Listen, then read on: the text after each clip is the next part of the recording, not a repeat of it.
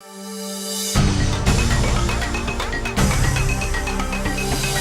everyone, this is Talking Garnet with Garnet Report here at Williams-Brice Stadium. I'm Tori Beth Black, and I have with me this week Avery Wilkes from Gamecock Central to talk about Gamecock sports. Now Avery, let's first start with the game this past week against Florida. The Gamecocks walked away with a win, 19-14, but it was an ugly game. They struggled a lot, couldn't make a touchdown to the third quarter, but why was this such a big win for the Gamecocks? Well, it's big because South Carolina gives themselves a chance to go to Atlanta for the SEC championship game. Ultimately, all they needed was a win. It could have been by 1 point, could have been by 40, and they came out, beat a physical Florida team that was, resilient and wanted to get the win, certainly. And they came out and played with a lot of patience and grit. So at the end of the day, you just got to be happy with the win and happy that you have a chance to sit back and watch Missouri, hopefully give you a chance to go to Atlanta. And even though we did see some mistakes from the Gamecocks, we also saw several players step up in ways they haven't all season. Sean Carson being one of them, also Elliott Fry. Can you talk about those two performances especially and what they meant for the team? Well, Sean Carson ultimately saved the team, had a huge 58-yard run that put the team in scoring position and gave Elliott Fry a chance to kick the go-ahead field goal. And had a big 13-carry, 102-yard game, by far his most productive day as a Gamecock. So you have to be happy with his effort there. Also, Elliott Fry accounting for 13 of South Carolina's total 19 points was huge. Big day for the freshman kicker, and I think he earned a scholarship that Nick St. Germain's absence left on the table.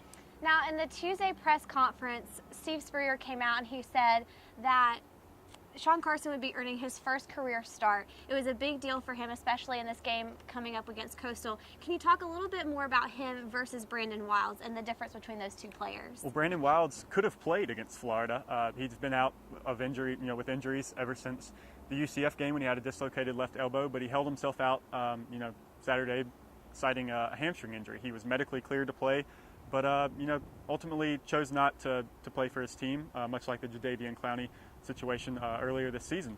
So you've got to give Sean Carson, he really did earn the start. He really did earn the number 2 spot in the depth chart with the way he played, had some good bursts up the middle. So I think Sean Carson definitely earned everything that he's getting right now.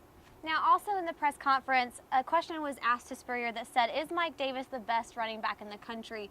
Spurrier responded by saying, ask me something about the team. A similar response to the questions he had about Jadeveon Clowney earlier in the season. Now there's all this hype about Mike Davis. Is the coach and the team tired of all of this hype? Sure, yeah. I mean, Spurrier doesn't want any one player to get more props in the team. He doesn't want any one player to be talked about, in relationship to the team. He's not a big fan of the way ESPN handled the Clowney hype earlier this year, and it's really taken a toll on Clowney's play, you could say. So I think Spurrier doesn't like either of his players to get too high or his players to get too low. So I think he's trying to kind of calm down the Mike Davis hype, especially with the way Mike Davis, regards himself. He doesn't want Davis to get a little bit too cocky. Everyone knows Davis knows exactly how good he is and all of his stats after the game. So I think Spurrier's just trying to put that on the back burners.